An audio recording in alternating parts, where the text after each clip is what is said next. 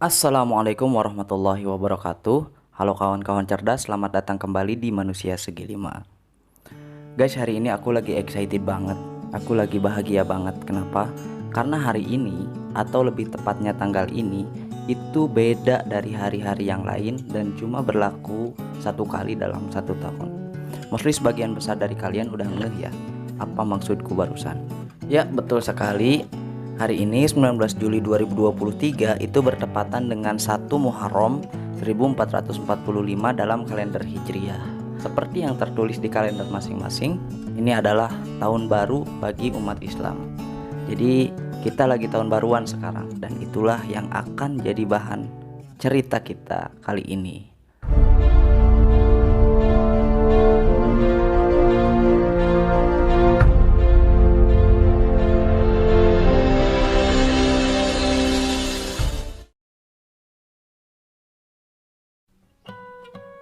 Bicara soal tahun baru Islam, aku yakin sebagian besar dari kalian yang muslim udah tahu bahwasanya permulaan kalender Hijriah itu adalah ketika Nabi Muhammad dan Abu Bakar hijrah dari Mekah ke Madinah, dan itulah permulaan kalender Hijriah. That's why Hijriah itu berbeda sama tahun kalender yang biasa kita gunakan, yaitu kalender Masehi. Kalender Masehi sekarang udah nyampe tahun 2023, sedangkan kalender Hijriah baru mencapai angka 1445. Karena kalender Masehi itu dimulai ketika lahirnya Nabi Isa, sedangkan kalender Hijriah itu seperti yang barusan aku sebutkan, ketika Nabi Muhammad berhijrah dari Mekah ke Madinah. Ada perbedaan sekitar 500 tahun. Nah, di balik cerita tersebut gitu ya, ada cerita lain yang menarik gitu. Yang uniknya, walaupun ini adalah tahun baru Islam, ini adalah hal baru yang bahkan gak ada ketika Nabi Muhammad masih hidup gitu. Ketika Nabi Muhammad masih hidup, itu kalender Hijriah atau lebih tepatnya pertahunan Hijriah itu belum ada. Nah, cerita selengkapnya bakal gue bahas sekarang di sini. Iyalah di sini, masa di tempat lain. Jadi langsung aja, ayo kita nonton.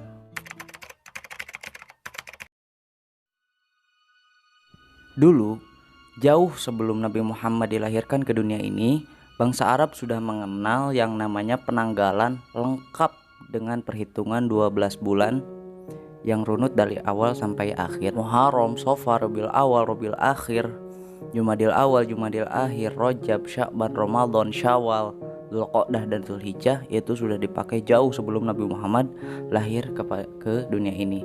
Tapi seperti yang aku bilang tadi, itu belum ada yang namanya perhitungan tahun. Jadi cuma ada tanggal sama bulan. Kondisi ini sampai ketika Islam dipimpin oleh Khulafaur Rasyidin Umar bin Khattab. Ada dua premis. Pertama, Umar bin Khattab adalah seorang yang sangat tegas. Kedua, pada kepemimpinan beliau, umat Islam atau lebih tepatnya Islam mempunyai wilayah yang sangat luas disebabkan ekspansi besar-besaran pada saat beliau memimpin. Yang jadi masalah adalah dia tuh pengen tahu kondisi di setiap wilayahnya setiap waktu gitu.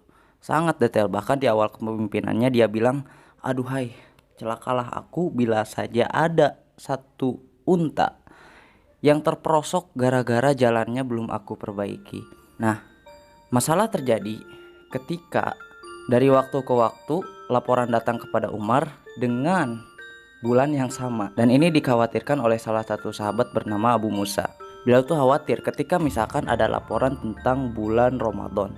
Nah, laporan ini bulan Ramadan yang mana? Apakah Ramadan barusan? Apakah Ramadan kemarin? Apakah Ramadan tahun lalu? Atau mungkin Ramadan yang akan datang? Kenapa? Karena penyebaran informasi, penyebaran berita itu nggak secepat sekarang, guys. Untuk menyampaikan satu berita dari satu daerah ke daerah lain itu perlu perjalanan dengan kuda, sehingga untuk menyampaikan satu informasi itu bisa memakan waktu berbulan-bulan bahkan bertahun-tahun. Nah, ini jadi masalah. Sehingga dari kekhawatiran tadi, Umar berinisiatif untuk menetapkan kodifikasi tahunan. Simpelnya kalender kita ini perlu ada keterangan tahunnya gitu. Maka beliau pun mengumpulkan para sahabat senior yang hidup di zaman Rasulullah masih ada dan ikut membersamai beliau berjuang, ya sahabat-sahabat senior gitu. Beliau mengumpulkan supaya mereka bermusyawarah untuk menetapkan permulaan tahun. Artinya perlu ada satu hari yang paling agung, yang bersejarah dan paling berpengaruh untuk dijadikan patokan awal tahun bagi kaum muslimin. Maka mereka pun diundang, mereka datang dan digelarlah musyawarah tersebut gitu. Umar bilang, wahai kaum muslimin, kita perlukan satu hari yang agung, bersejarah dan berpengaruh untuk dijadikan patokan awal bagi pentahunan untuk kaum muslimin. Rapat pun berlangsung. Ada satu sahabat yang mengajukan pendapatnya, wahai Umar, dimana kalau kita jadikan awal tahun itu di hari lahirnya Rasulullah? Karena tanpa kehadiran Rasulullah gak akan ada rahmatan lil alamin di dunia ini. Tanpa kelahiran Rasulullah, mungkin sekarang kita masih jadi orang jahiliyah yang menyembah batu dan kayu, dan dunia tidak akan mengenal Islam sama sekali.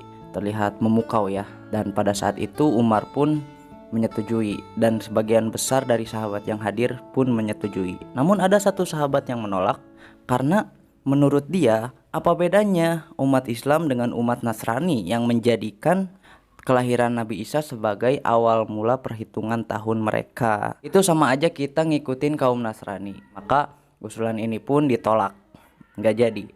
Rapat pun berlangsung kembali. Kemudian ada lagi sahabat yang mengajukan pendapatnya, wahai Umar, gimana kalau kita jadikan awal perhitungan tahun itu di hari wafatnya Rasulullah? Wallah, wafatnya Rasulullah.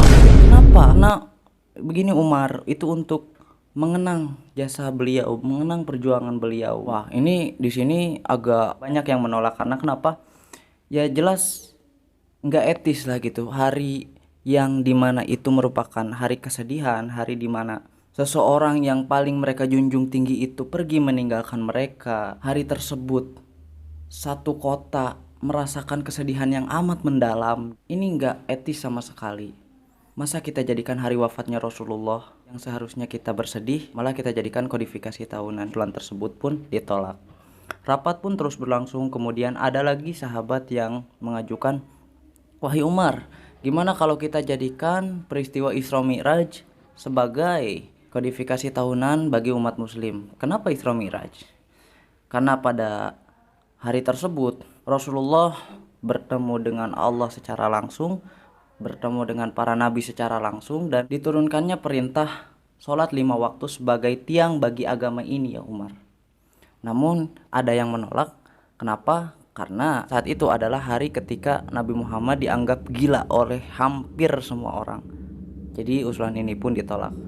Nah, rapat pun terus berlangsung. Masing-masing sahabat mengungkapkan pendapatnya, hingga muncullah satu orang lagi yang mengungkapkan pendapatnya, ya Umar, bagaimana kalau kita menjadikan hari yang paling agung, yang paling bersejarah dan paling berpengaruh itu adalah hari Perang Badar? Karena ini adalah Yaumul Furqan, seperti yang ditulis dalam Al-Quran. Hari yang membedakan antara hak dan yang batil. Hari di mana 313 pasukan muslim berhasil mengalahkan 1000 pasukan kafir untuk kali pertama. Hari di mana Allah memberikan pertolongan kepada kita berupa 1000 malaikat yang belum pernah diberikan kepada orang-orang maupun nabi-nabi terdahulu. Ini adalah peristiwa legendaris yang patut untuk kita kenang. Dalam musyawarah tersebut, para sahabat yang lain itu terpukau, termasuk Umar sendiri. Dan Umar hampir mengetuk palu, mengetuk keputusannya untuk menetapkan Perang Badar sebagai hitungan pertama dalam kalender umat Islam. Ketika mau diketuk, ada satu orang yang protes. Dia adalah Ali bin Abi Thalib. Sebentar Umar, jangan dulu, tunggu dulu. Ada satu lagi peristiwa yang bahkan tanpa peristiwa itu Perang Badar mustahil ada. Itu adalah peristiwa hijrah Nabi Muhammad dari Mekah ke Madinah. Para sahabat kebingungan. Lah, kok hijrah? Maksudnya gimana? Bukankah hijrah itu cuman perjalanan Nabi Muhammad, Abu Bakar dan penunjuk jalannya dari Mekah ke Madinah, udah gitu doang? Coba gimana? Ali jelasin lebih lanjut. Kenapa alasan kamu memilih hari hijrah sebagai gagasan untuk tujuan kita hari ini? Ali pun menjelaskan, wahai kaum muslimin, tanpa hijrah ketahuilah perang Badar itu tidak akan ada. Kenapa? Karena pada saat hijrah itulah umat Islam mempunyai basis untuk pertama kalinya. Umat Islam merdeka untuk yang pertama kalinya, bebas menjalankan syariat secara keseluruhan tanpa gangguan apapun seperti sebelumnya di Mekah. Pada saat itulah Islam bisa membangun peradabannya sendiri, dan karena peradaban yang itulah perang Badar yang legendaris itu bisa kita lakukan. Tanpa hijrah, kita tak pernah tahu apakah kita bisa seperti ini hari ini, apakah Islam bisa menyebar seluas ini hari ini, dan engkau tidak akan menduduki jabatan khalifah hari ini. Segala keagungan Islam yang kita punya hari ini itu mustahil terjadi tanpa peristiwa hijrah. Lalu Umar mengatakan, engkau benar wahai Ali. Lantas dia pun membulatkan keputusannya untuk menjadikan peristiwa hijrah sebagai awal mula pentahunan bagi kalender umat muslim, yakni kalender Hijriyah. Dan dari sana pula lah nama Hijriyah diambil, yaitu dari kata hijrah, yang mana dari situ juga waktu demi waktu berlalu sampai Islam itu merdeka dan meluaskan pengaruhnya sampai ke negeri kita Indonesia dan sampai ke kita masing-masing sebagai seorang muslim sekarang. Nah, kurang lebih itulah sejarah di balik tahun baru Islam.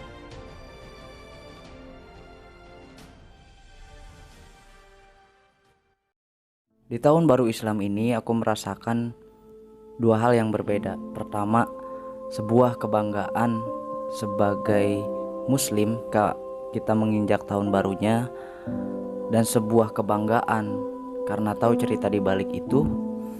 Dan yang kedua adalah perasaan sedih. Kenapa sedih? Karena kenyataannya di antara kita masih banyak yang kalender utamanya itu kalender Masehi, bukan kalender Hijriyah.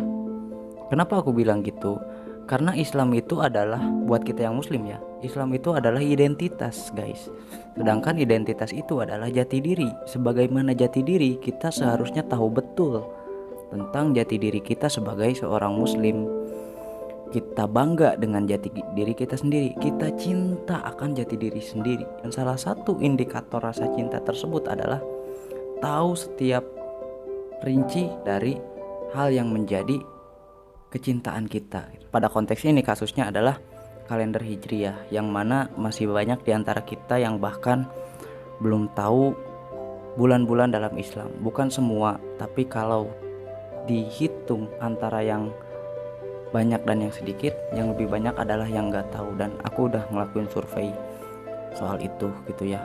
Makanya di tahun baru Islam ini aku berharap gitu ya, semakin banyak orang yang sadar, semakin banyak orang yang aware sama jati dirinya sendiri, semakin kita tuh mencintai jati diri kita sendiri sebagai orang Islam. Kita semakin mengenali identitas kita sebagai muslim gitu ya.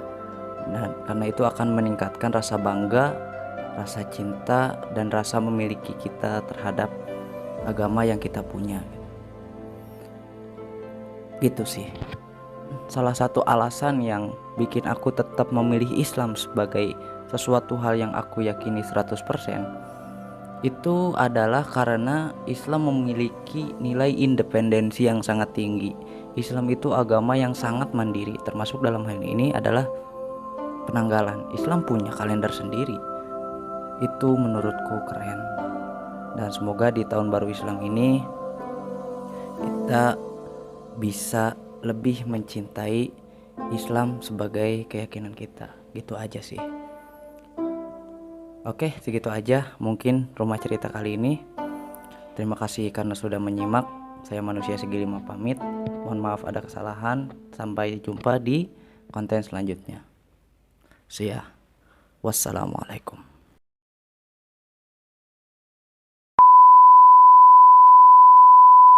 Seperti Bilal, Sa'ad, Abu Bakar, Ali. Abu Bakar, mohon maaf koreksi ya, karena Abu Bakar sudah meninggal pada saat itu. Tanpa hijrah, kita akan tetap terkurung, terpenjara dalam gua di Gunung Tinggi Sunji, tempat hukuman para dewa.